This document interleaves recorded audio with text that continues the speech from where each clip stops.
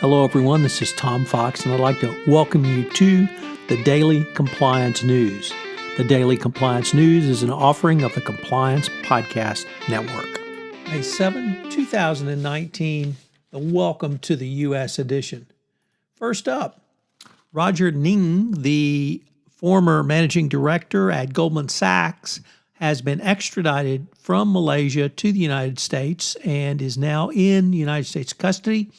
He has pled not guilty to the charges against him.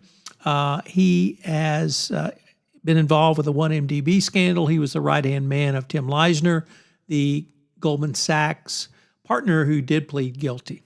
So it looks like we may have some trial, possibly, on Roger Ng and where this goes for both Goldman Sachs and 1MDB. Next up, from Jeff Borzello over at ESPN, closing arguments were made in the NCAA corruption case. The defendant, Christian Dawkins, who faces charges in relation to a scheme to bribe college basketball coaches, has claimed he's done nothing wrong and that there's no reason for him to be found guilty. Further, there's no evidence of his client's role in any alleged conspiracy. Good luck with that one. Next up, who is your competitor and what are they doing? Well, hell hath no fury, like a competitor scorned, as Apple may be about to find out from their treatment of Spotify. The European Union Commission on Antitrust and Competition has opened a formal inquiry into Apple after Spotify claimed that Apple, as the maker of the iPhone, was tilting the playing field to the disadvantage of competitors in the streaming space. Obviously, Apple iTunes is one of the world's largest, if not largest, streaming platforms, and Spotify is nipping at its heels.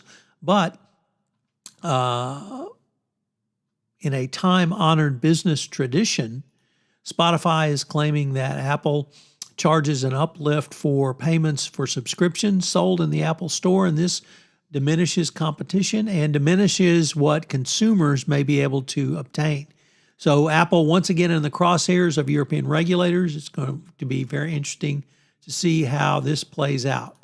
Boeing is continuing to have revelation after revelation of the 737 MAX.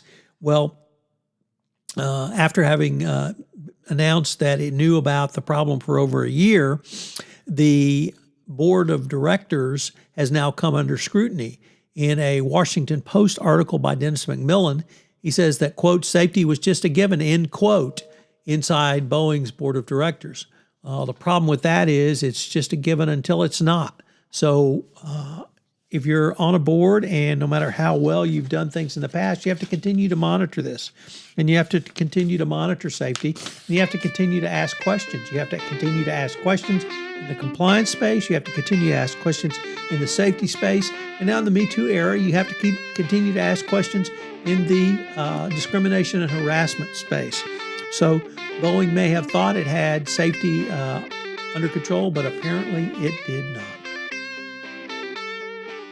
You didn't check the latest episode out of Popcorn and Compliance, please do so, because Jay and I are joined by Sean Friedland to break down the Avengers movie Endgame. Sean is an MC Universe aficionado. We recently premiered 2 new shows on the Compliance Podcast Network in modern medium.